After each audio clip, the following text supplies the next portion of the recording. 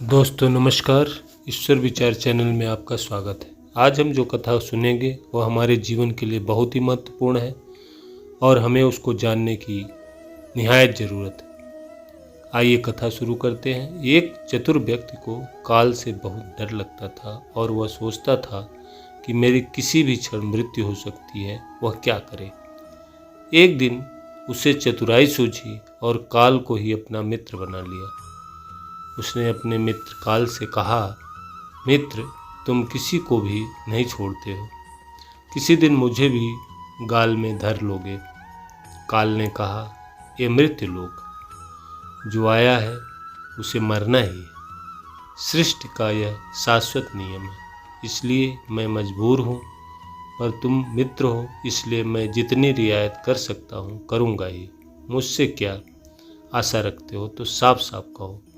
व्यक्ति ने कहा, मित्र, मैं इतना ही चाहता हूँ कि आप मुझे जब अपने लोक ले जाने के लिए आने से कुछ दिन पहले एक पत्र अवश्य लिख देना, ताकि मैं अपने बाल बच्चों को कारोबार की सभी बातें अच्छी तरह से समझा दूँ और स्वयं भी भगवान भजन में लग जाऊँ।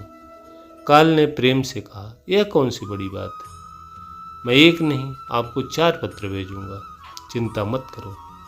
चारों पत्रों के बीच समय भी अच्छा खासा दूंगा, ताकि तुम सचेत होकर अपना काम निपटा लो। वह व्यक्ति बड़ा ही प्रसन्न हुआ, सोचने लगा कि आज से मेरे मन से काल का भय भी निकल गया।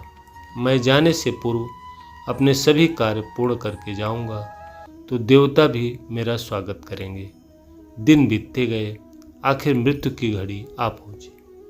काल अपने दूतों सहित उसके समीप आकर बोला, मित्र, अब समय पूरा हुआ, मेरे साथ चलिए। मैं सत्यता और दृढ़तापूर्वक अपने स्वामी की आज्ञा का पालन करते हुए एक क्षण भी तुम्हें और यहाँ नहीं छोड़ूंगा। उस व्यक्ति के माथे पर बल पड़ गए, भृगुटी तन गई और कहने लगा, धिक्कार है, तुम्हारे जैसे मित्रों पर मेरे साथ विश्वासघात करते हुए तुम्हें लज्जा नहीं आती।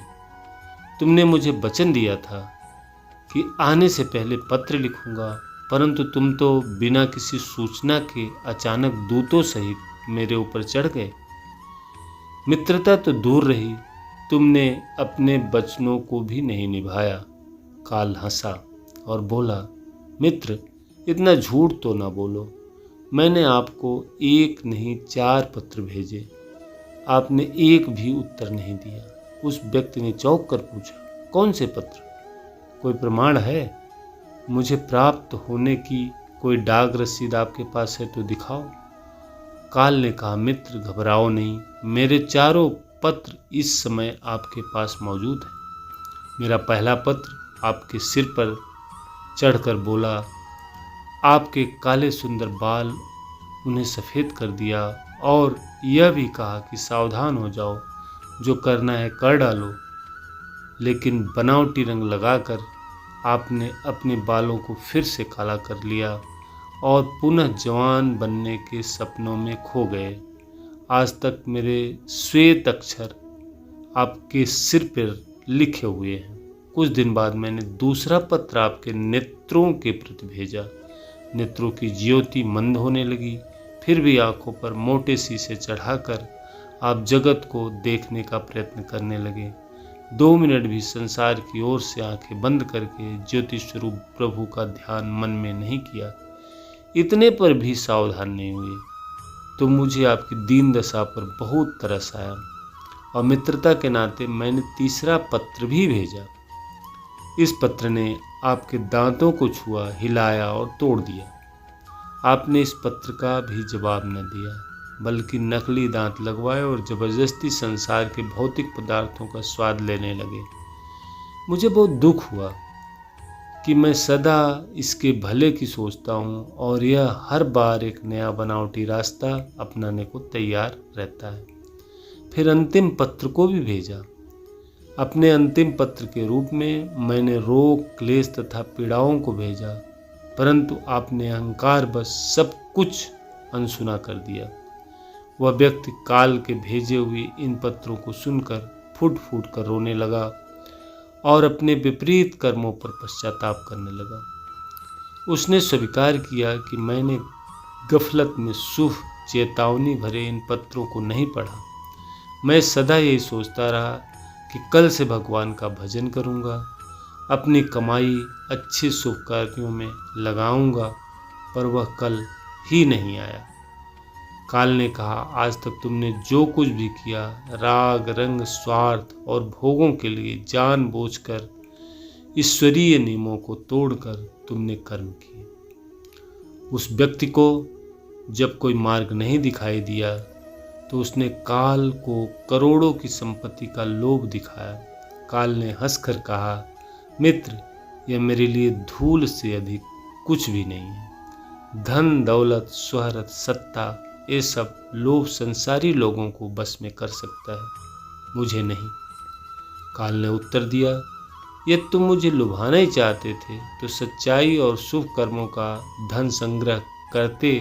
यह ऐसा धन है जिसके आगे मैं विवश हो सकता था, अपने निर्णय पर पुनर्विचार को बाध्य हो सकता था, पर तुम्हारे पास तो यह धन धेले भर का भी नहीं है। तुम्हारे सारे रुपए पैसे जमीन जायदाद तिजोरी में जमा धन संपत्ति सब यहीं छूट जाएगा।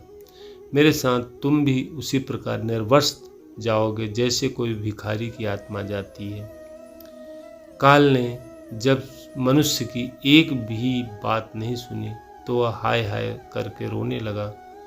सभी संबंधियों को पुकारा, परंतु काल ने उसके प्राण पकड़ लिए और चल पड़ा अपने गंतव्य की ओर। मित्रों, एक ही सत्य है जो अटल है, वह है कि हम एक दिन मरेंगे जरूर।